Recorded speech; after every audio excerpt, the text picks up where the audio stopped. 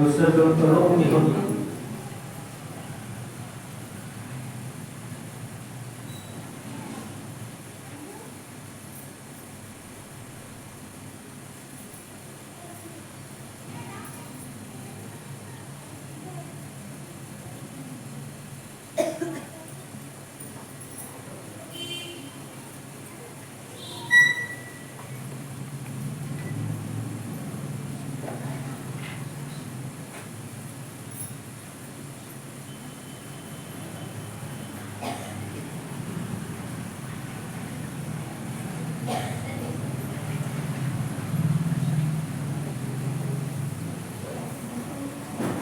ओम नमः सिद्धेभ्यः। ओम नमः सिद्धेभ्यः। ओम नमः सिद्धेभ्यः। ओम नमः सिद्धेभ्यः। ओम नमः सिद्धेभ्यः। ओम नमः सिद्धेभ्यः। नमो अरिहन्ताणं। नमो अरिहन्ताणं। नमो सिद्धाणं। नमो आर्याणं। नमो सिद्धाणं। नमो आर्याणं। नमो वज्रायाणं। नमो वज्रायाणं। नमो लोये सौवसाहुनं। नमो लोये सवसाहुनं। ओंकारो बिन्दुसंयुक्तं नित्यं ध्यायन्ति योगिनः। कामदं मोक्षदं चैव ओंकाराय नमो नमः। अविरलशब्दधर्मप्रक्षालित सकलभूतलमलङ्कार मुनिर्पाठतीजा सरस्वती हरितनो दुर्गम् अज्ञानतिमिरान्धकारं ज्ञानाञ्जनशलाकया चक्षुरुन्मीलितं येन तस्मै श्रीगुरवे नमः। परमगुरुभ्यो नमः। परम्पराचार्यगुरुभ्यो नमः। सकलकलस्मिध्वंसकं श्रेयसां परवर्धकं धर्मसम्बन्धकं भवति मनः प्रतिबोधकारकम् इदं शास्त्रं श्री रत्नकरणक्षराभ्याचार्यणां ध्येयम्। अस्य मूलग्रन्थकर्तारः श्री सर्वज्ञदेवाः तदुत्तरग्रन्थकर्तारः श्री गणधरदेवाः प्रतिगणधरदेवाः तेषां वचोनुसारे श्रीमदाचार्य प्रवर श्री समन्तभद्र स्वामी स्वामिना विरचितमिदं शास्त्रं मंगलं भगवान् विष्णु मंगलं गौरवोहरि मंगलं पुण्यपुण्यायो जयनमोऽस्तु मंगलं सर्वमङ्गलमाङ्गल्यं सर्वकल्याणकारणं शरणां सर्वधर्माणां जयं जयतु शासनं जयं जयतु शासनं। नमः श्री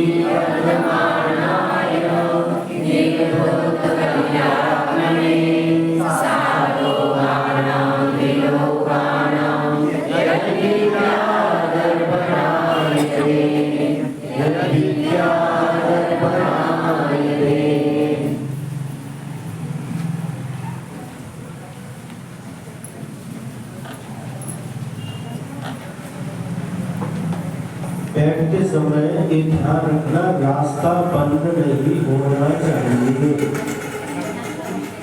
आगे आकर के स्थान बचा हुआ है, यहाँ पर आकर के बैठ सकते हैं।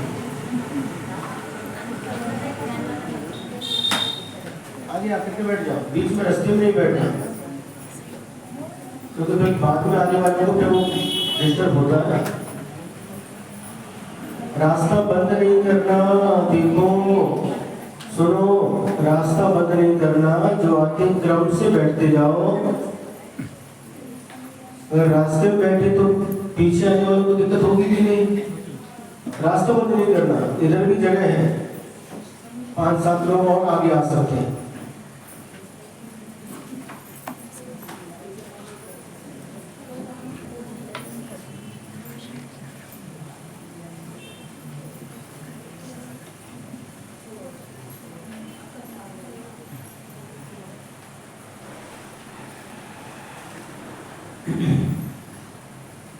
तो इस प्रकार से बैठना चाहिए। बीच में पीछे आए तो अपने आप बैठते चले, एक इधर बैठे एक उधर बैठे, बीच में जगह तो सब दूसरे लोगों को तकलीफ होगी ना। उनका भी सोचना चाहिए, नहीं सोचना चाहिए? हाँ, सिर्फ अपने ही सोचना चाहिए क्या? हाँ? उनका भी सोचना चाहिए कि जो भी आते हैं उनको भी धर्म का लाभ हो।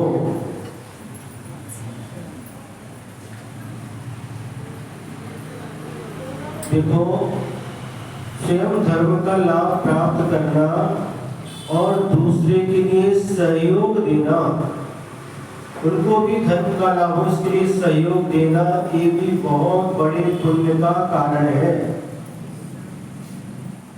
क्या? इससे भी पुण्य कर्म का बंध होता है। यदि हम तो कर ही रहे हैं, दूसरा कोई हमारा सहधर्मी बंधु आया तो उसके लिए भी क्या करना? जगह देना, व्यवस्थित ढंग से बैठना, ताकि आने वाला प्रत्येक व्यक्ति धर्म का लाभ ले सके। तो वही बीच में बैठने की आदत ही होगी। कितनी बार होगा? रास्ते में कोई नहीं बैठो, उठो, इधर आगे जगह है, हमको बताना पड़ रहा बार बार, वहाँ बीच में मत बैठो।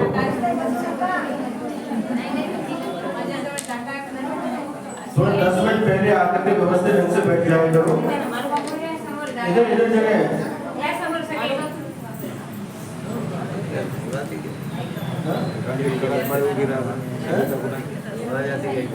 वही बैठ के तो पीछे वाली तरफ को जगह नहीं मिलेगी, रास्ता रुकना नहीं।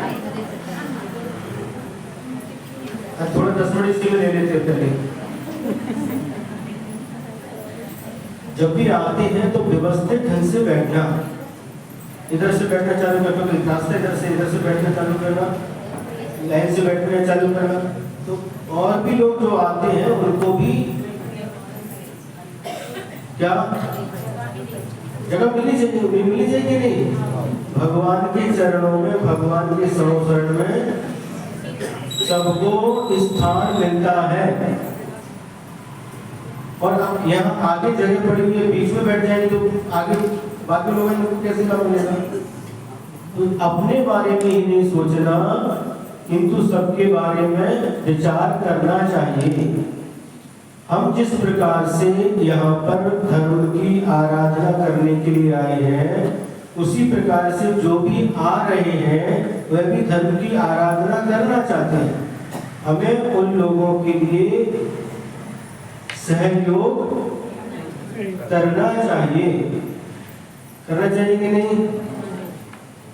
थोड़ा सा 10 मिनट पहले आके तो सब व्यवस्थित हो जाता है।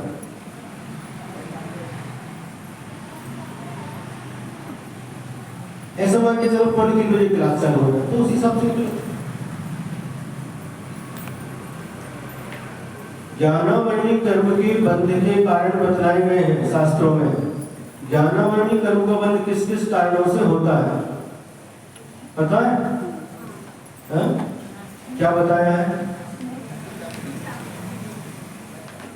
बोलो। तत्वार सूत्र में एक सूत्र आता है, ज्ञानावरणी दर्शनावरणी कर्म के बंध का कारण।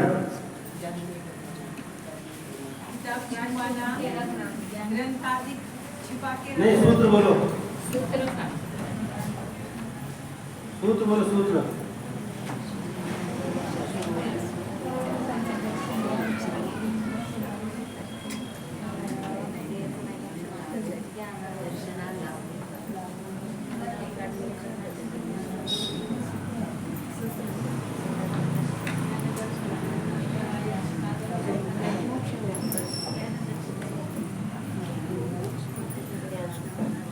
किसी को याद नहीं? हाँ?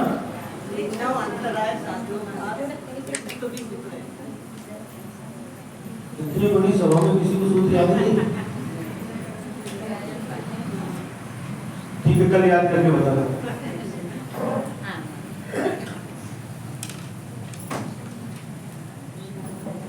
तो यदि हम व्यवस्थित ढंग से बैठते जाएंगे तो किसी को डिस्टर्ब नहीं होगा। आगे आकर के पीछे रास्ते में बैठेंगे तो फिर सबको डिस्टर्ब होता चला जाएगा। व्यवस्थित ढंग से अगर बैठते जाएंगे तो किसी को भी डिस्टर्ब नहीं होगा। जो आगे आए आगे बैठो, पीछे आए पीछे बैठो, अपने नंबर से बैठते रहिए, नहीं बीच में जगह छोड़ना नहीं किसी के लिए। तो कल आप लोगों ने सुना सम्यक दर्शन के 8 अंगों का जो वर्णन चल रहा है। कल कौन सा हुआ था? छठवां स्थितिकरण अंग के बारे में हम लोगों ने सुना। आचार्य समंतभद्र स्वामी ने हम लोगों के लिए बहुत सरल भाषा में यह रत्नकर्णक श्रावकाचार्य ग्रंथ रचा है। संस्कृत होते हुए भी इसकी भाषा बहुत सरल है। कई लोग इसको पाठ करते हैं, कंठस्थ करते हैं और प्रतिदिन इसका पाठ करते हैं। पाठ मतलब जैसा आने के पहले आप लोग कर रहे थे पाठ, हाँ, उच्चारण करना। तो इसको बहुत अच्छा सरल भाषा में है, और यदि 2 श्लोक में कंठस्थ भी करते रहे तो बहुत अच्छा। क्या पढ़ा था? दशनाचरणात्वापि चलतां धर्मवत्सले प्रत्यवस्थापनं प्राज्ञे स्थिरीकरणमुच्यते। यही था। दर्शनात् अर्थात सम्यक दर्शन से, वा यानी अथवा, चरणात् सम्यक चारित्र से, अपि यानी भी, चलताम जो कोई व्यक्ति चलायमान हो रहा है, धर्म वत्सलई धर्म में वात्सल भाव रखने वाले व्यक्ति के द्वारा, प्रत्यवस्थापनम प्राज्ञहि ज्ञानियों में जो महान ज्ञानी है ना, उस व्यक्ति को जो चलायमान हो रहा पुनः उसमें स्थापित कर देना, ऐसा प्राज्ञ लोगों ने से स्थितिकरणम उच्यते, स्थितिकरण अंग कहा है। पर जो बात चल रही थी, क्या बात चल रही थी? स्थितिकरण अंग के बारे में हम लोगों ने सुना। बीच में अन्ना जी ने कहा था स्थितिकरण सबके बीच में करना या एकांत में करना।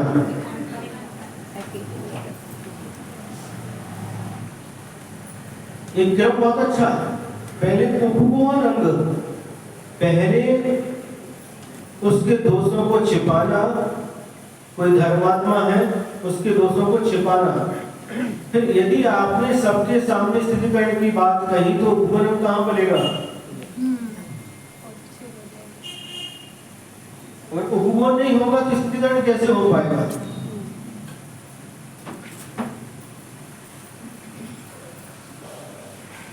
तो सबसे पहले जो क्रम है उपगोहन, इसका भी ध्यान रखना चाहिए। बिना उपगोहन के स्थितिकरण करने की बात बनती नहीं।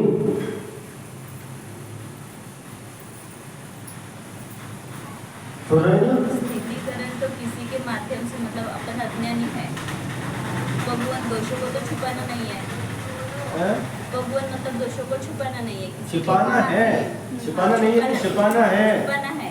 लेकिन उसके दोष अगर दिख गए और अपन समझाने में, उसका स्थितिकरण करने में अज्ञानी है, तो किसी के माध्यम से तो बोलने पड़ेंगे ना। फिर नहीं, किसी के माध्यम से किससे स्थितिकरण कैसे करेंगे? फिर तो वही तो कह रहे हैं ना, स्थितिकरण करने की बोलेंगे उनके दोष, तो फिर उनको तो उपगोहन का हो गया। नहीं, किसी से किससे? ज्ञानी जनों से, किसी ज्ञानी किससे? हाँ, जो भी ज्ञानी, तो उससे तो कहना ही पड़ेगा। नहीं तो उसके लिए अपना भाव उसके प्रति क्या रहता है?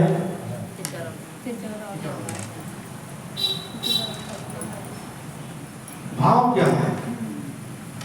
उपगोहन वही करेगा जिसको स्थितिकरण का महत्व पता है। मैं तो बता रहा, बराबर है। एक एक अंग महत्वपूर्ण है।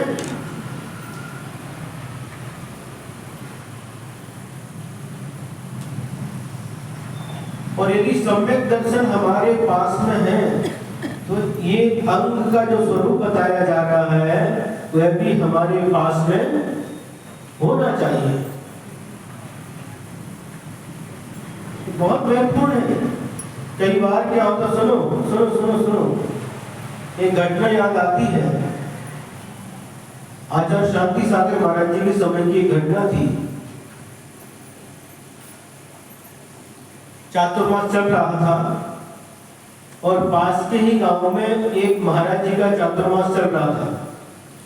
महाराज जी वृद्ध थे और उन्होंने संलेखना ले ली।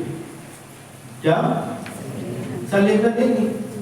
और संलेखना लेते लेते धीरे धीरे अन्य जल का त्याग करते करते यम संलेखना ले ली। यम संलेखना मतलब आजीवन के लिए अन्य जल का त्याग।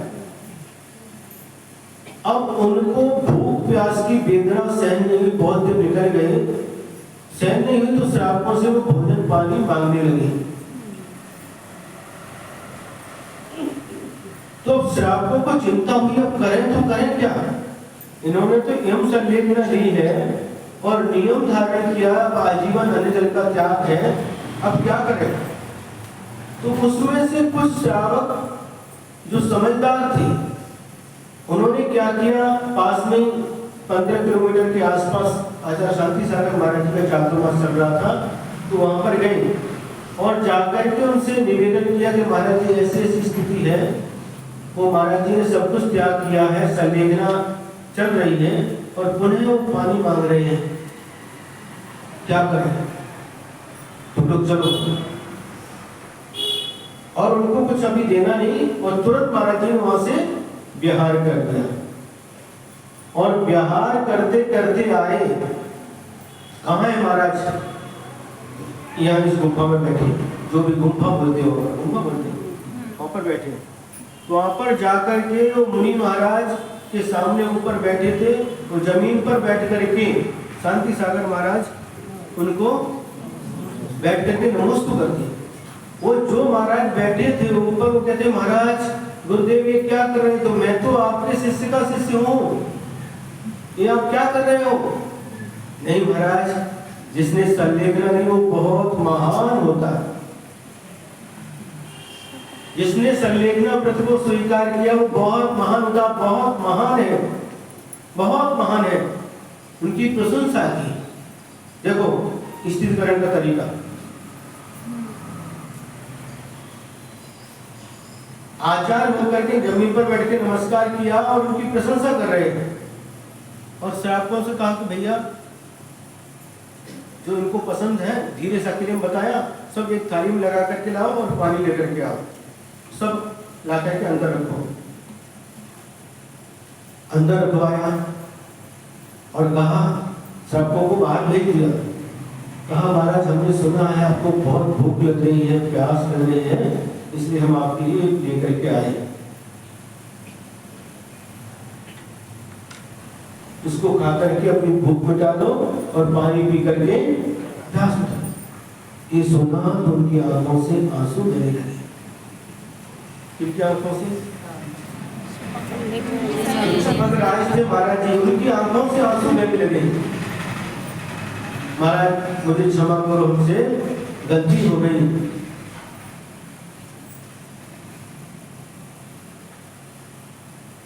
फिर महाराज ने उनको समझाया, कितनी बार नरक में इस भूख की वेदना को सहन किया है। 3 लोक में कितना जो अन्न है वो खा जाए फिर भी भूख शांत ना हो, पूरे समुद्रों का पानी पी ले फिर भी प्यास शांत ना हो। इतनी भूख प्यास हम नरकों में सहन करके आए हैं। जन्म से लेकर मरण तक जल प्राणी बने तो जल में डूबे रहे।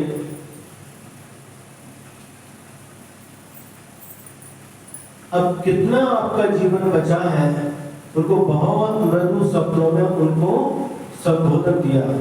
और संबोधन देने के बाद में उनको पश्चाताप हुआ, उनकी आंखों से आंसू बहने लगे। और क्या कहा, महाराज आपने बहुत बड़ा उपकार किया, आप यहाँ पधारे। उनको क्या कहा कि बस जब तक संलेखना नहीं होती तब तक आप हमको छोड़ करके जाना। श्रावकों को बुलाया, भैया जैसा तुम्हारा था जैसा का तैसा भोजन और पानी है, इसको लेकर के जाओ। और वो लेकर के चले। तो एक समझाने का तरीका होता है। स्थितिकरण करने का तरीका हो, आप जाकर के सीधे डांटने लग जाओ, फटकारने लग जाओ, ये तरीका नहीं। सुन रहे? सीधे जाकर डायरेक्ट डांटने लग जाओ, फटकारने लग जाओ, 10 लोगों के बीच में उनका अपमान करो, उनका तिरस्कार करो, उनको नीचे दिखाओ, ये क्या है? स्थितिकरण की पद्धति है ये। आप अपने भावों को टटोलिए। जो धर्मात्मा धर्म से विचलित हो रहा है उसके प्रति आपके मन में क्या भाव है? यदि सद्भाव होगा तो आपके अंदर नियम से उपवन भी होगा और स्थितिकरण भी होगा। यदि उसके प्रति सद्भाव नहीं है तो आप क्या करेंगे? ढिंढोरा पीटेंगे, तिल का ताड़ बनाएंगे। होता क्या, संसारी प्राणियों को दूसरों के गुण रहते हैं, वो पर्वत के बराबर भी हो तो राय के समान दिखाई देते हैं, और दूसरे के अंदर कोई दोष दिखा, वो राय के बराबर है, वो भी पर्वत के समान दिखाई देता, बड़ा चढ़ा करके। कोल्हापुरी तड़का बोलते बहुत प्रसिद्ध हो, सामान्य था, और तड़का लगा करके और उनको देते, और तड़का लगाते लगाते कहां से कहां पहुंच जाता है।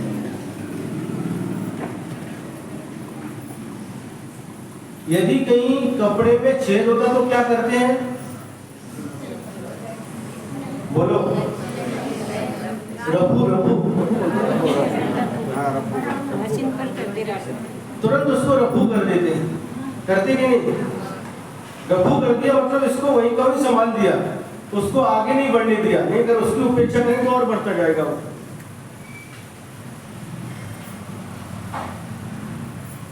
ये अंग बहुत महत्वपूर्ण है समाज में। कल 2 प्रश्न हमारे सामने आए थे। एक का कहना था, क्या कहना था, कोई भगवान के अभिषेक के लिए आते थे, किसी ने कुछ कह दिया तो अभिषेक करना बंद कर दिया। एक प्रश्न था ना? और एक दूसरा प्रश्न था, दर्शन को आते थे, दर्शन के लिए आते थे। दर्शन के लिए आते थे, दर्शन के लिए आते थे, बैठते थे, किसी ने कुछ कह दिया तो मंदिर में आना छोड़ दिया। तो देखो हमारी वाणी का कैसा प्रभाव पड़ता है। ऐसे शब्द हमें प्रयोग नहीं करना चाहिए कि जो मंदिर में आ रहा है और मंदिर आना छोड़ दे तो कितना बड़ा पाप है। अरे हमारी वाणी ऐसा होनी चाहिए कि दूसरे के अंदर जो नहीं आता उसके अंदर भी मंदिर आने के भाव हो, जो अभिषेक नहीं करता उसके अंदर भी अभिषेक करने के भाव जागृत हो जाए। हम अपने आप को बहुत भला समझते हैं। क्या समझते हैं? भला। क्या? 2 व्यक्ति होते हैं, एक ज्ञानी होता है, एक अज्ञानी होता है। ज्ञानी व्यक्ति क्या विचार करता है? बुरा जो देखन मैं चला, बुरा न दिखा कोई, जो दिल खोजा आपना, मुझसे बुरा न कोई। क्या? तो बुरा देखने के लिए गया, सबको देखा, सबके अंदर तो बहुत अच्छे अच्छे गुण हैं, अपने अंदर झांक करके देखा तो पता चला कि मुझसे बुरा दुनिया में कोई नहीं है। यह ज्ञानी की सोच होती है। बुरा जो देखकर मैं चला, बुरा ना दिखा तो मुझे कोई भी बुरा दिखाई नहीं पड़ा। जैसा कि युधिष्ठिर का उदाहरण दिया था, कोई भी बुरा नहीं दिखा। और जो दिल खोजा अपना, जब अपने अंदर झांक करके देखा तो कितनी सारी बुराइयां, राग, द्वेष, अहंकार, ममत्व, मत्सर, ईर्ष्या, वैर, ऐसे कितने दुर्भाव हमारे अंदर छिपे पड़े हुए।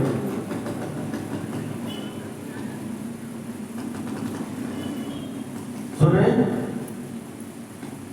उनकी तरफ देख करके लगता है कि मैं ही सबसे बुरा हूं, सबसे दोषवान मेरी आत्मा है, सब विचार करता है।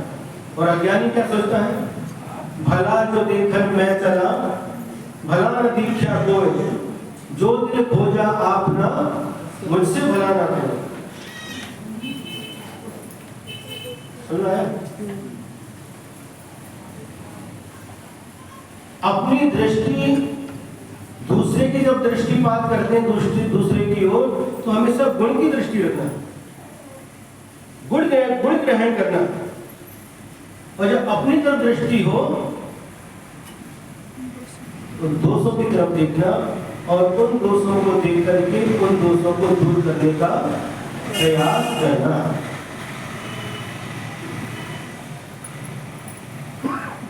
हम जिस प्रकार से धर्म ध्यान करने के लिए मंदिर में आते हैं, उसी प्रकार से दूसरे व्यक्ति भी मंदिर में धर्म ध्यान करने के लिए आते हैं। और यदि हमारे निमित्त से यदि किसी के भाव धर्म ध्यान की जगह आर्त ध्यान हो गए तो क्या मतलब निकला? अथवा दूसरे के निमित्त से हमारे परिणाम आर्त रूप हो गए तो क्या मतलब निकला?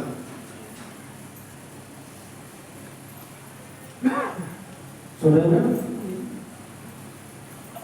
इसलिए हमारा भी धर्म ध्यान हो और जितने भी लोग आए उन सबका धर्म ध्यान हो, हमारे निमित्त से किसी के भाव खराब ना हो, तो दूसरे के निमित्त से हमारे भाव खराब ना हो, इस बात का हमें ध्यान रखना चाहिए। और आगे बढ़ते हैं। कौन सा अंग है आज?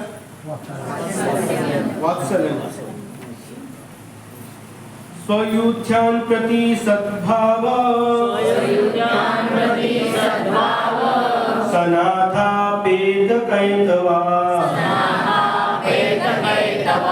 प्रतिपत्तिर्यथा योग्यं, वात्सल्यमभिलप्यते। स्वयुध्यान प्रति सद्भाव, सनाथापेत कैतवा,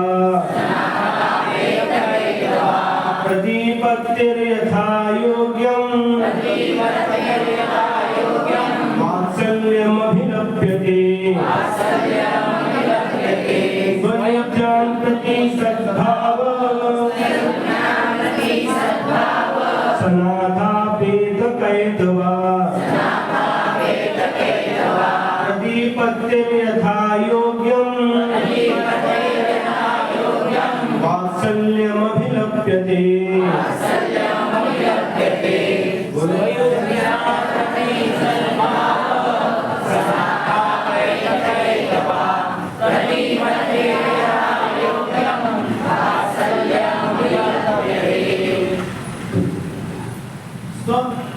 स्व माने अपने, युद्ध यानी समूह। समूह मतलब समूह कहो, समाज कहो, ये सब पर्यायवाची नाम है। अपने समूह के प्रति सबका अपना अपना समूह रहता है।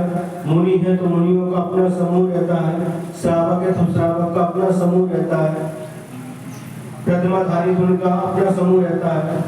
तो समूह का नाम यहाँ पर यूथ है, यूथ बोलते हैं इसको। तो स्वयुध्यान प्रति, अपने समूह के प्रति, मतलब अपने सहधर्मियों के प्रति क्या करना? सद्भाव, सनाथा, सनाथ माने सहित, सद्भाव के साथ, सरलता के साथ क्या भाव रखना? अपने प्रत्येक सहधर्मी के प्रति सद्भाव रखना, सद्भाव सहित। और अपेत कैतवा, कैतव होता है मायाचारी। मायाचारी अपेत माने छोड़ करके, मायाचारी को छोड़ करके यथा योग्यम, उनके गुणों की, उनके योग्यता के अनुसार प्रतिपत्ति ही, उनकी विनय करना, उनका आदर सत्कार करना, उनके प्रति वात्सल्य रखना, है ना? ये सब क्या कहलाता है? वात्सल्यम, वात्सल्यंग अभिलप्यते कहा जाता है। अन्वय लिखेंगे।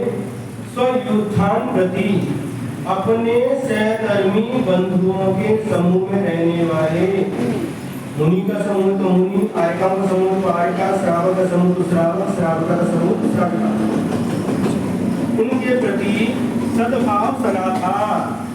सद्भाव सहित स्वभावों से सहित अभेद कैतवा और मायाचार से रहित यथा योग्यम उनके गुणों की योग्यता के अनुसार प्रतिपत्ति ही विनय वात्सल्य से वैयावृत्ति करना, उनकी परिचर्या करना वात्सल्यम वात्सल्यंग अभिलप्य के कहा जाता है। सुना क्या कहा? अपने समूह के प्रति, एक के प्रति नहीं, पूरा समूह, उनके प्रति स्वभाव से सहित होना। क्या? यदि स्वभाव रहेंगे, सरलता रहेगी, सहधर्मी के प्रति सद्भाव रहेगा तो हमारी दृष्टि उनके गुणों की ओर ही जाएगी, है ना? तो उनके प्रति कैसा भाव रखना? सद्भाव। यदि उनकी वृद्धि हो रही है, यदि उनकी बढ़ोतरी हो रही है, यदि उनका विकास हो रहा है, उनकी उन्नति हो रही है, तो उसको देख करके क्या करना?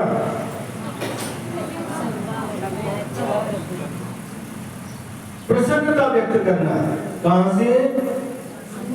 अंदर से, ऊपर से नहीं। इसलिए कहा अपेत कैतवा, मायाचार से रहे। मायाचार मतलब ऊपर से तो प्रशंसा करें, लेकिन अंदर उसके प्रति दुर्भाव धारण किए हुए। क्या सुन रहे? अंदर से उसके प्रति दुर्भाव धारण के, ऊपर से प्रशंसा करें, वाह बहुत अच्छा किया आपने, बहुत अच्छा किया, लेकिन अंदर से उस प्राणी के प्रति दुर्भाव धारण कर रहे हैं, दिखावटी बना कर रहे हैं, दिखाने के लिए कर रहे हैं। ये सब क्या कहता है? मायाचारी कहलाता है, कृत्रिमता कहलाती है। अकृत्रिम सहज भाव से, सहज भाव से कैसे?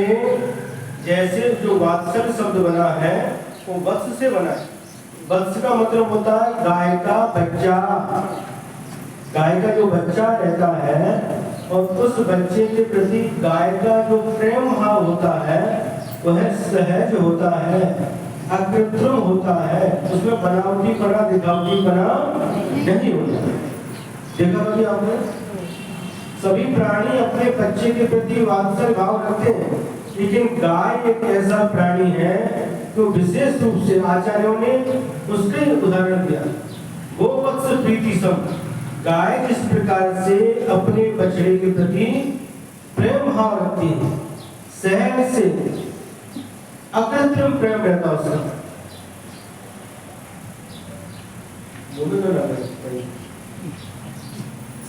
क्या कैसा होता प्रेम? अकृत्रिम होता, सहज होता है। देखा कभी आपने? जब कभी गाय समूह के साथ चरने के लिए जाती है और बच्चा घर में रखा था, छोटा बच्चा भी, और जब चर करके वापस आती है तो उधर से वो रंभाती है, आवाज करती है, उसकी आवाज सुन करके बच्चा भी आवाज करता है। देखा आपने? बच्चा की आवाज सुन करके माँ आवाज करती है और माँ की आवाज सुन करके बच्चा भी उसका उत्तर देता है। देखा कभी? कब देखा? बहुत बार देखा। तो ये उनका जो प्रेम होता, जैसे ही जाते हैं और बस बच्चा माँ का इंतजार करता है, भूखा है, और माँ भी बच्चे का इंतजार कर रही है, चल करके आई है, जा करके बच्चे को दूध पिलाना है, और जैसे ही बच्चे के पास जाती है वह प्रेम से दूध पिलाती है माँ, और जीभ से इसको, क्योंकि उसके पास हाथ तो है नहीं, आप बच्चे को हाथ से सहलाते हैं, प्यार करते हैं, उसके पास हाथ नहीं, जीभ से चाट करके उस बच्चे के प्रति सहज प्रेम जो होता है वह देखने में आता प्रकट हो जाता है। और किसी का उदाहरण नहीं दिया, किंतु गाय का उदाहरण दिया है। तो जैसे गाय अपने बच्चे के प्रति सहज भाव से प्रेम रखती है, उसी प्रकार से सहधर्मी के प्रति सहज भाव से, दिखावट नहीं, बनावट नहीं, सहज भाव से उनके प्रति प्रेम भाव जो उत्पन्न होता है उसे वात्सल्य अंग कहा जाता है। क्या कहा? वात्सल्य अंग। यदि हम अपने परिवार के प्रति प्रेम रखते हैं, बच्चों के प्रति प्रेम रखते हैं, तो सभी रखते हैं, लेकिन निस्वार्थ भाव से जो भी सहधर्मी है सभी के प्रति प्रेम भाव होना। और जब प्रेम भाव होगा तो कभी भी जिसके प्रति हमारा प्रेम भाव होगा, वात्सल्य भाव होगा, हमेशा उसकी उन्नति देख करके हमें क्या होगी? प्रसन्नता होगी। जैसे बच्चे की उन्नति देख करके माता पिता को आनंद होता है, उसी प्रकार से किसी भी सहधर्मी का विकास होता है, उन्नति होती है, उसे देख करके हमारे मन में आनंद उत्पन्न होना चाहिए। सिर्फ वाणी में आनंद नहीं आना चाहिए, अंदर से आनंद की लहर आनी चाहिए। महाराज जी, एक प्रश्न है। हाँ। कोई सहधर्मी अगर ज्यादा गुस्सा करने वाला हो, गुस्सेल हो या अपनी लगाने वाला हो, ज्यादा गुस्सा आता है या अपनी ही मनमानी वाला, अलग अलग प्रकार के हैं, तो उनके लिए कैसे? सहधर्मी में अलग अलग प्रकार के होते हैं। कोई किसी को जल्दी गुस्सा आता है, मंदिर में भी आता है, या कोई अपनी ही मनमानी में लगता है, ऐसा मत करो, तो सुनने में कठिनाई होती है किसी किसी को, तो ऐसे वक्त कैसे करें? तो देखो, सबसे पहले विचार करना चाहिए, जो मंदिर है, धर्म के स्थान है, ये कसाय कम करने के लिए है या कसाय बढ़ाने के लिए है? कम करने के लिए। हमारी जो कसाय भाव कम हो, इसलिए हम यहाँ पर आते हैं, और यहाँ पर आकर के जिनालय में आकर के भी यदि हमारी कसाय में वृद्धि होने लगी तो हमें मंदिर आने से क्या फायदा है? तो सामने वाले को शांत करना है, हमें समझ में आ रहा है, मगर उनको शांत कैसे? शांत कैसे करें? देखो, जब कभी आप लोग दूध दबाते हैं, दूध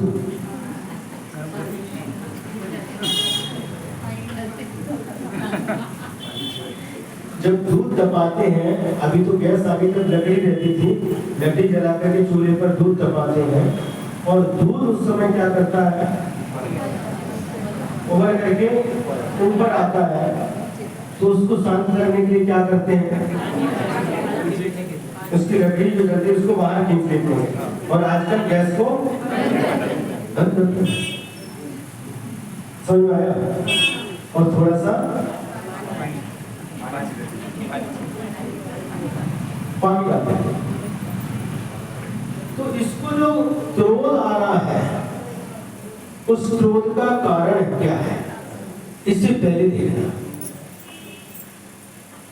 जैसे दूध उबल रहा है, ऊपर आ रहा है, इसका कारण अग्नि है, अग्नि को दूर कर दिया, अपने आप वो शांत हो जाएगा। उसी प्रकार से इस व्यक्ति को अंदर क्रोध आ रहा है, इसका कारण क्या है?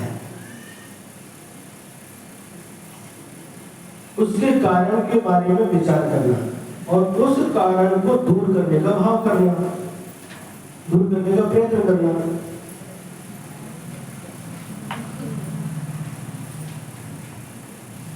समझ में आया कि नहीं? यहाँ पे दोषवादित्य मौनम, दोषवादित्य मौनम, फिर वहाँ अपन उसने दोष दिख गए तो भी अपन मौन रहे तो कुछ नहीं। दोषवादित्य मौनम, हाँ ठीक है ना। दोषवादित्य मौनम, ये तो उपगुणन है। उपगुणन दोषवादित्य मौनम, दोष कहने में हम मौन धारण करें, इसका नाम ही उपगुण है ना। तो उपगुण किसे कहते हैं? दोषों को ढकना, दोषों को कहने में मौन धारण करना। महाराज जी, श्रावकों की अपेक्षा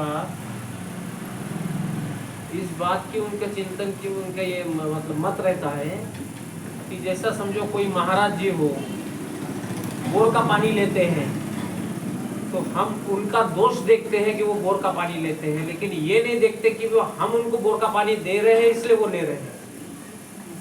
ये मूल बात देखते नहीं है, बस ये देखने में आता है कि वो महाराज जी बोर का पानी ले रहे हैं।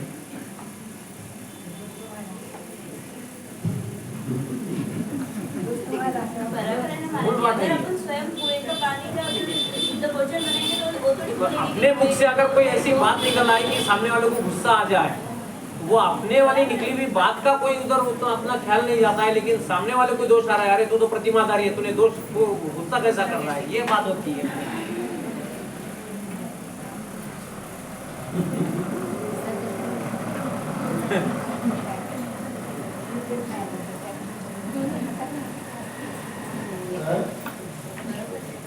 उस निमित्त को दूर करने का प्रयास करना चाहिए। हमारे हाथ में जितना है उतना प्रयास करना चाहिए।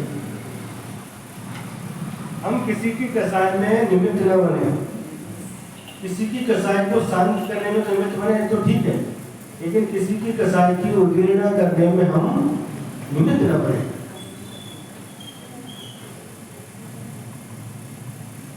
जहां पर ईगो आकर के खड़ा होता है, वहां पर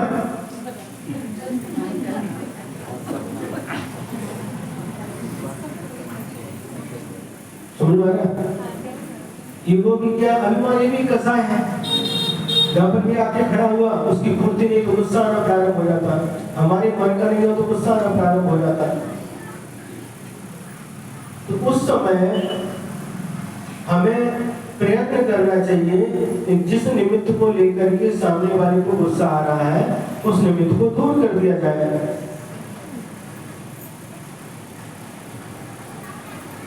है कि नहीं? अब इस वात्सल्य की जो विशेषता है, क्या विशेषता है? क्या विशेषता है?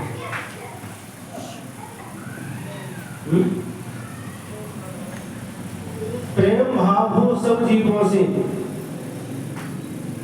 ये प्रेम भाव जो अंदर से उमड़ता है, किसके प्रति? अपने के प्रति जो प्रेम भाव उमड़ता है, अपने मतलब जिसको अपना मानते हैं, जिसमें अपनत्व बुद्धि रखते हैं, चाहे अपना परिवार का कोई भी सदस्य हो, यदि वही अपनापन सभी सहधर्मी में आ जाए तो वही प्रेम सबके प्रति जाए तो वात्सल्य कहलाता है।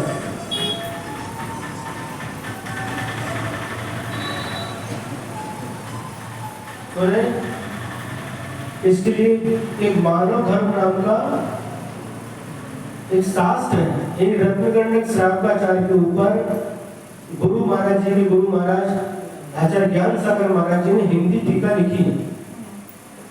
तो वहां पर एक उदाहरण दिया उन्होंने इसी वात्सल्य के लिए। एक घर में एक जेठानी थी, एक देवरानी थी। जेठानी देवरानी समझते हैं? जेठानी म्हणजे मोठी जाऊ और देवरानी म्हणजे लहान जाऊ। हाँ, ऐसा हिंदी में बोलते हैं। अब क्या हुआ, जो बड़ी थी जेठानी, उनको कोई संतान नहीं थी और देवरानी को एक लड़का हो गया। वो लड़का होने के बाद में वह जो जेठानी थी वो भी लड़की को बहुत प्यार करती थी, लेकिन उसकी माँ का जो जिसने जन्म दिया था, जो देवरानी थी, उसका प्रेम सहज था, है ना? लेकिन इस प्रेम तो करती थी और धीरे धीरे धीरे करते करते वो बच्चे को अपने पास ही रखने लगी। इतना वो देवरानी भी कही कि एक ही बात है, उन्होंने रखा तो हमने रखा तो बात है कि अपने घर में तो है, तो ज्यादा उनके पास रहने लगा। किसके पास में? और कुछ वर्ष बीत गए तो उसको ही माँ बोलने लगा, बड़ी माँ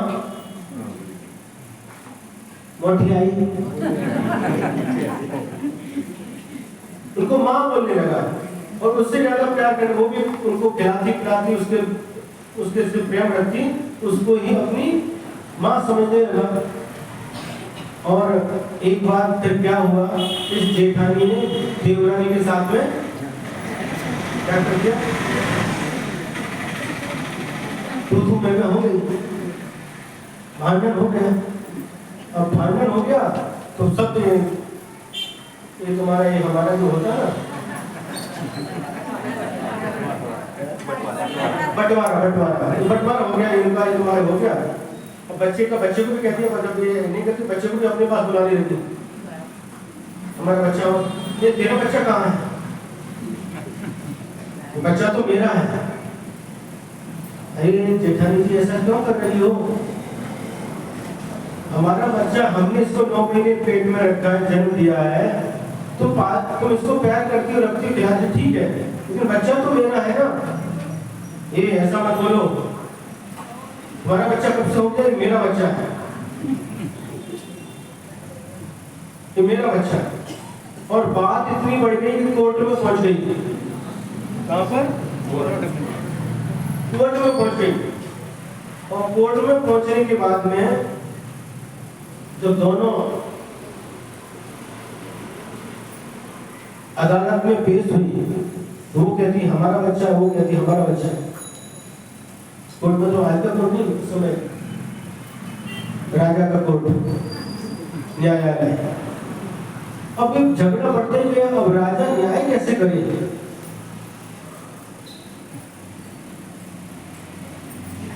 तो बड़ी जो थी जेठानी, वो बोली इसमें सीधी सीधी बात है, आप इस बच्चे से पूछ लो कि इसकी माँ कौन सी है।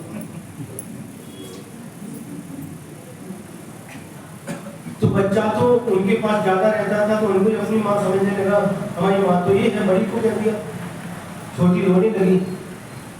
अब बच्चा ऐसा बोल रहा है क्योंकि उसको बच्चे से छोटे से रखा है ना, तो उसी को माँ माँ बोलते बोलते उसी को माँ समझने लगा। अब क्या हुआ, लेकिन दोनों में अभी भी बहस चल रही है, ये मेरा बेटा, ये मेरा बेटा। एक मंत्री था जो बहुत समझदार था, तो उन्होंने कहा राजन, न्यायाधीश, इसका एक अच्छा उपाय है, दोनों ही माँ अपने अपने बच्चे को मेरा बच्चा कह रही हैं, इस बच्चे के 2 टुकड़े कर दिए जाए और एक टुकड़ा दोनों को दे दिया जाए।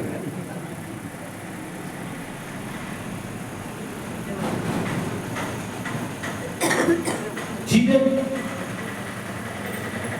बात हुई एक सिर्फ परीक्षा के लिए, और एक तलवार लाई गई। जब तलवार लाई गई तो छोटी थी, वो हाथ पकड़ करके, हाथ जोड़ करके रोने लगी, गिड़गिड़ाने लगी, कहने लगी नहीं, ये बच्चा इसके पास ही रहने दो, जेठानी को दे दो, लेकिन इसको टुकड़े नहीं करना, इसको मारना नहीं, उनके पास ही रहने दो, मैं उसको देख करके खुश रह लूंगी, लेकिन इसको मारो मत। तो जेठानी कहती, जेठानी से बोली हाँ, उसके लिए तैयार हो गई। जेठानी बोली अरे अभी बोल रही है तेरा इनका बच्चा है, पहले क्यों नहीं बोलती थी, अगर पहले बोलती तो यहाँ न्यायालय में आने की जरूरत क्या पड़ती। जो न्यायाधीश थे वो समझ गए बच्चा, तो जिसने माँ ने जन्म दिया, 9 महीने पेट में रखा, उसके प्रति जो वात्सल्य है, वो कह रहे नहीं, हम बच्चे को इस प्रकार से टुकड़े होते हुए नहीं देख सकते, बच्चा इनके पास ही रहने दो, मैं देख करके खुश रह लूंगी, लेकिन इसको मारूंगा, इसे टुकड़े मत करो। वो समझ के तुरंत निर्णय हो गया, ये छोटी है बड़ी भाई है, बच्चा छोटी गई है, और उसको उसका बच्चा दे दिया गया।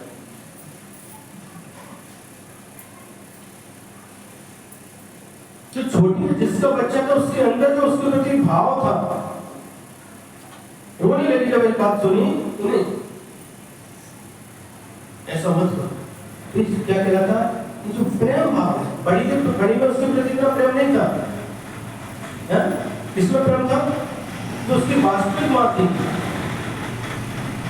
उसी प्रकार से हमें भी किसके प्रति प्रेम, अपने परिवार के प्रति, अपने मित्रों के प्रति, तो सभी को प्रेम होता है, और वो भी कैसा होता है, स्वार्थ भरा होता है, लेकिन निस्वार्थ भाव से सभी सहधर्मी के प्रति प्रेम भाव रखना, सभी के प्रति प्रेम भाव रखना। कैसे, मायाचारी छोड़ करके, मायाचारी का मतलब जब तक हमें किसी से काम हमारा सिद्ध हो रहा है तब तक जी हजूरी करना, विनय दिखाना, है ना। आपका काम निकल गया तो बस पूछना छोड़ दिया, इसका नाम वात्सल्य नहीं है। सुने सुने कि नहीं है?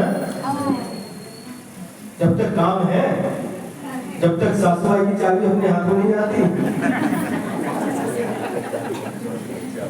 तब तक सासू माई के पैर दबाना। क्या चल रहा है?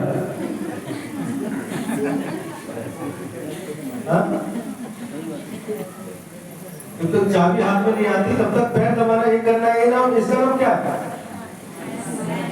इसका नाम वात्सल्य है। तो चाबी हाथ में आते ही बस अब क्या है?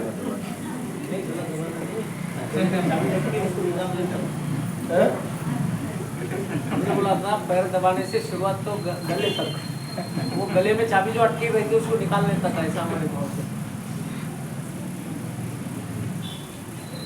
सुन रहे कि नहीं? इसका नाम वात्सल्य नहीं है कि जब तक अपना स्वार्थ सिद्ध हो रहा है तब तक सेवा करना, प्रेम दिखाना, इसे कहते हैं मायाचारी। और अपना काम सिद्ध हो गया, जैसे जैसे इनके प्रकार ने अपना काम सिद्ध कर लिया तो छोड़ दिया, ऐसा नहीं, इसका नाम वात्सल्य नहीं है।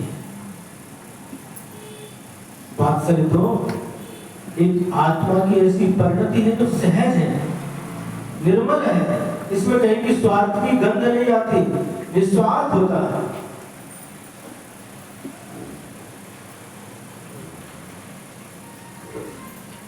तो नहीं सो रहे हैं, अच्छे से सुनो, एक एक अंग महत्वपूर्ण है। अब अपने अपने मन से पूछो, सहधर्मी को देख करके यदि हमारे मन में वात्सल्य भाव उत्पन्न हो रहा है कि नहीं, कि ईर्ष्या भाव उत्पन्न हो रहा है? देखो कौन किसके प्रति? सभी सहधर्मी के प्रति। और यदि वात्सल्य भाव होगा तो कभी भी उसको दुख पहुंचाने का, कष्ट पहुंचाने का भाव हमारे मन में नहीं आ सकता।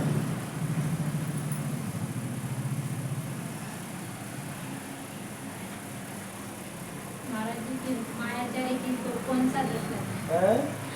मायाचारी की तो कौन सा दोष है? कौन सा? मायाचारी अगर हो गई तो कौन दोष कौन सा? तो दोषी है ना, ये फिर वात्सल्य नहीं कहलाएगा। यदि मायाचारी पूर्वक किया है तो ये वात्सल्य नहीं कहलाएगा। वो तो यदि उस मायाचार भाव के बाद माया तैरेक्यो नस्य,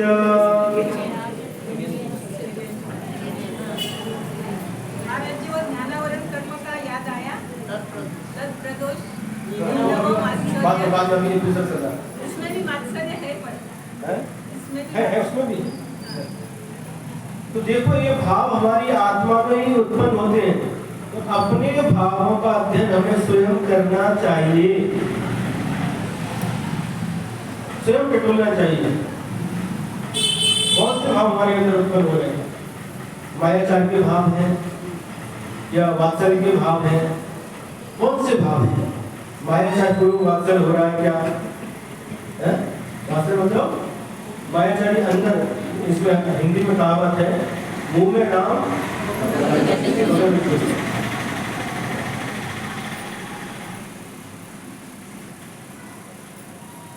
मुझसे हम प्रेम दिखा रहे, वात्सल्य वात्सल्य कर रहे हैं, लेकिन अंदर जो भाव पड़ा वो कब जब मौका मिले तो इसको नुकसान पहुंचाओ, इसका नाम वात्सल्य नहीं है।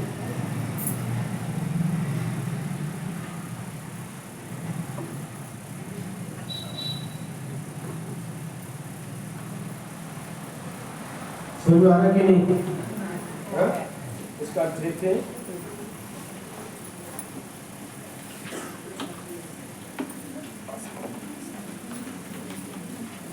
अपने साधर्मी समाज के प्रति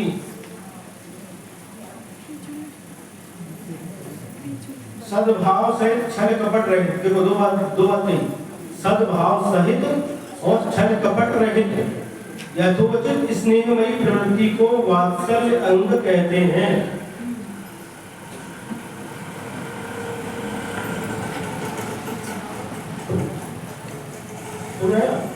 अपने साधर्मी समाज के प्रति सद्भाव सहित और छल कपट रहे, यथोचित स्नेहमयी प्रवृत्ति को वात्सल्य अंग कहते हैं।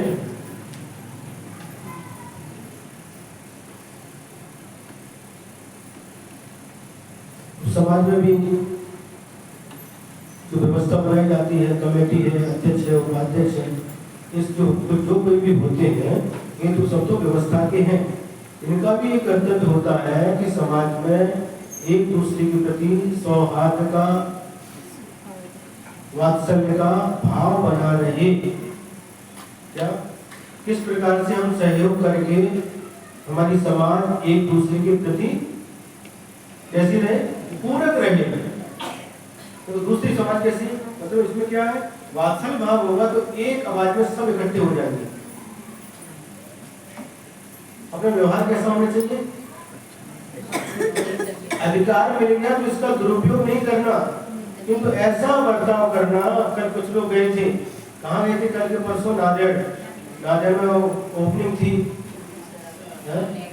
तेंदुलकर शराब के यहाँ, जो उनका 23वां शोरूम है, वो कितना बहुत बड़े बड़े शोरूम है, 23वां शोरूम है सोने का, सोने चांदी का। ये बता रहे थे आकर के, महाराज इतना बड़ा आदमी होकर के स्वयं हाथ जोड़ करके झुक करके स्वागत कर रहा है।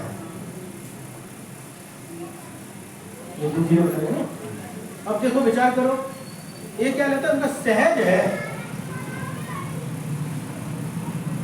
मतलब बड़े का जो बड़प्पन है, जैसे जैसे वो बढ़ता जाता है वैसे वैसे अंदर से झुकता जाता है। वास्तविक में जो बड़ा होता है, जैसे जैसे झाड़ के ऊपर फल लगते हैं, झाड़ झुकता जाता है, विनम्र होता जाता है। बड़े को मतलब क्या, हम बड़े हो गए तो अकड़ करके चले। ये बड़ापन किसका है, कब तक का है, अभिमान जागृत हो जाता पद को लेकर के, ऐश्वर्य को लेकर के, तो मतलब क्या निकला। किसी ने लिखा है, एक बार मैं शहर गया, दिल में कुछ अरमान थे, एक तरफ थी झोपड़ी, एक तरफ शमशान थे, अचानक पैर से हड्डी लगी, उसके यही अरमान थे, अरे देखने वाले जरा देख के चल, हम भी कभी इंसान थे। सुने कि नहीं, अकड़ करके चल रहा था कि मैं ही सब कुछ हूँ, जब पैर से हड्डी लगी तो उसमें से आवाजें करे, देख कर चल, हम भी कभी तेरी तरह थे, आज मेरी ये दशा हो गई।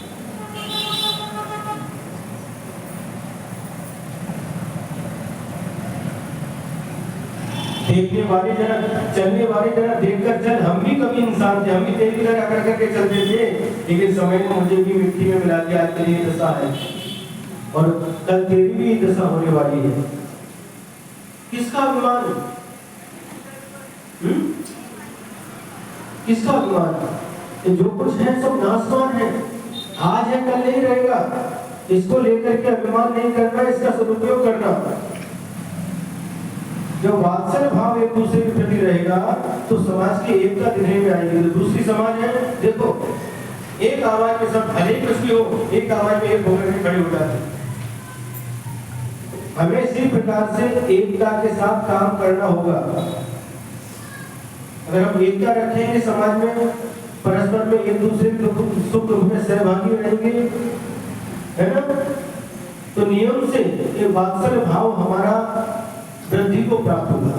वात्सल्य हम जिसके प्रति रख रहे हैं उसका वो अंग नहीं है, ये हमारा अंग है। आचार्य श्री कहा करते थे, इस सम्यक दर्शन के जो 8 अंग हैं, उनमें से 4 अंग अपने होते, तो 8 अंग अपने में, अपनी आत्मा में ही, लेकिन 4 अंग अपनी प्रधानता से हैं और 4 अंग दूसरे की प्रधानता से हैं। मुख्यतः पहले के जो 4 अंग हैं, निशंकित, निकांक्षित, निर्विचिकित्सा, अमूल दृष्टि, और अपनी अपेक्षा से हैं, और आगे के जो 4 अंग हैं, उपगूहन, स्थितिकरण, वात्सल्य, प्रभावना, वो पर की अपेक्षा से, मुख्यता से, अपने भी होते हैं लेकिन दूसरे की मुख्यता रहती है, उसमें दूसरे को निमित्त बना करके वो गुण अपने अंदर वृद्धि को प्राप्त होते हैं। अब एक बात बताओ, यदि आपने किसी के प्रति वात्सल्य भाव रखा, उसका क्या हुआ? अपने अंदर ही वात्सल्य भाव वृद्धि को प्राप्त हो, निमित्त उनको बनाया है। दूसरे को निमित्त बना करके हमारे अंदर ही वह वात्सल्य भाव डेवलप हो गया, वृद्धि को प्राप्त हो गया। तो दूसरे को निमित्त बना करके हमें क्या करना है? क्या करना है? अपना वात्सल्य भाव वृद्धि को प्राप्त कराना कि नहीं? बोलो। दूसरे को निमित्त बना करके स्थिति करना, तो हम दूसरे के ऊपर उपकार कर रहे हैं तो ठीक है, लेकिन उसके साथ साथ हमारा सम्यक दर्शन दृढ़ हो रहा है। दूसरे का स्थितिकरण कर रहे हैं, उसके साथ साथ अंग उसका नहीं, अंग हमारा अंग वृद्धि को प्राप्त हो रहा है।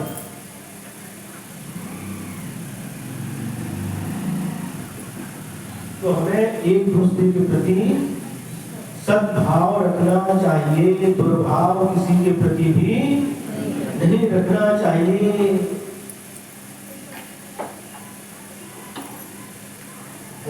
कोई यदि अपने प्रति दुर्भाव रखे तो रखने दो।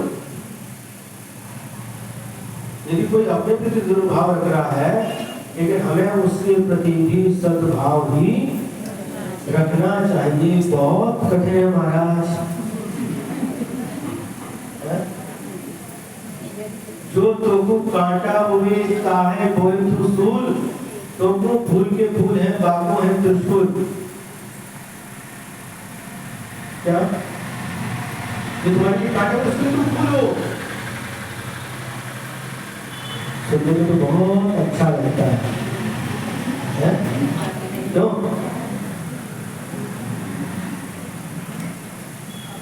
इसका जवाब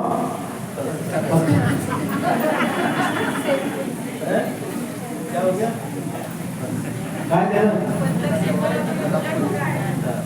इसका जवाब पत्थर से बोलो तो एकदम उलट हो गया नहीं?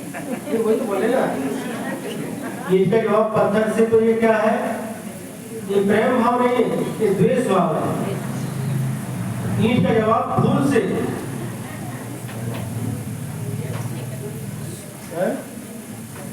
ईंट का जवाब फूल से।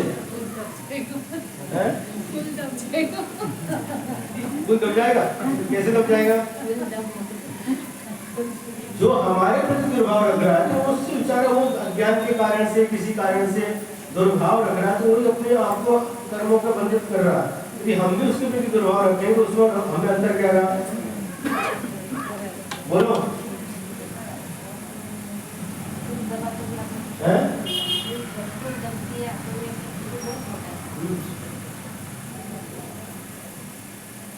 एक छोटा सा उदाहरण देकर के अब समाप्त करेंगे।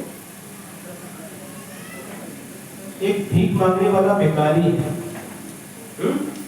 देखो, इस उदाहरण के माध्यम से बहुत कुछ आपको स्पष्ट हो जाएगा। एक भीख मांगने वाला भिखारी है, सुबह से लेकर के जाता है और घर घर जाकर के भिक्षा मांगता है। जब पेट भरने लायक होता है तो जाकर के एक स्थान पर बैठ के खाता, पानी पीता, दिन भर भगवान की भक्ति करता, भजन करता। प्रतिदिन की भांति आज भी वह भीख मांगने के लिए आया और एक घर में गया। आई मला भिक्षा दिया,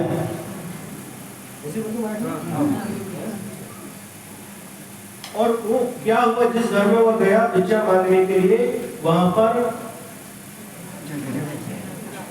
घर में झगड़ा हो गया था। झगड़ा हो गया था तो जो महिला थी घर की, वो उस समय क्या कर रही थी? जमीन को कपड़े से, क्या बोलते उसको, पोंछा लगा रही थी। और उसी समय उसका माथा गर्म था, झगड़ा हुआ था, काम तो कर रही थी लेकिन माथा गर्म था। उसने क्या किया?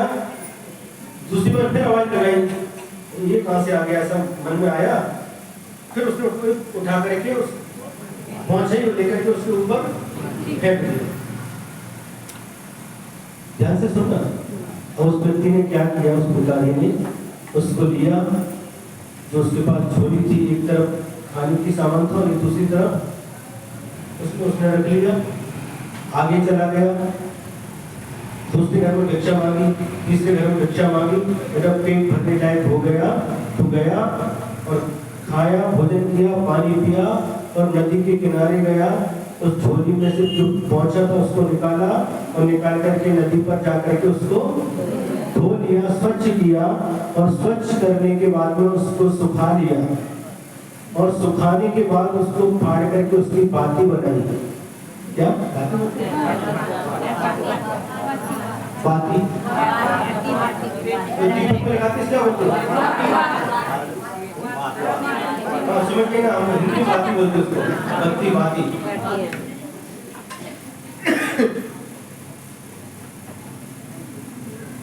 और जाकर के शाम के समय भगवान की भक्ति कर रहे हैं, एक दीपक लिया, उसमें तेल डाला और वह बाती भी डाल दी और उसको जला दिया, भगवान की आरती की और आरती करने के बाद में भगवान से प्रार्थना कर रहा है, हे भगवान, जिस माँ के दिए गए कपड़े से बाती बना करके और उस बाती को प्रज्वलित करके आपकी आरती की गई और उसके प्रकाश से आपका मंदिर जगमगा रहा है, प्रकाशमान हो रहा है, हे भगवान, उसी प्रकार से जिसके कपड़े से बाती बनाई गई उस माँ का घर भी जगमगाए, उसका हृदय भी जगमगाए, उसका घर भी प्रकाशमान रहे। भगवान से प्रार्थना, उसने क्या किया था? उससे आगे पहुंचा माता, लेकिन ये क्या भावना कर रहा है?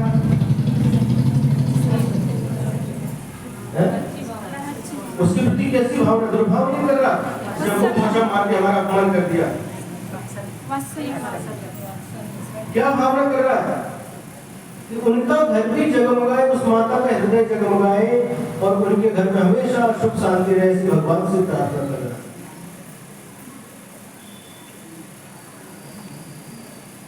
तो है कि नहीं? हो सकता है? प्रयास करके मारना, प्रयास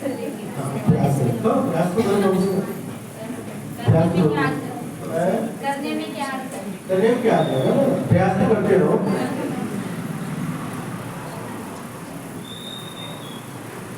बस समय आपका हो गया है, आज थोड़ा स्वास्थ्य अनुकूल नहीं लगेगा, ये पर समाप्त करते हैं। सब ज़्यादा बोलो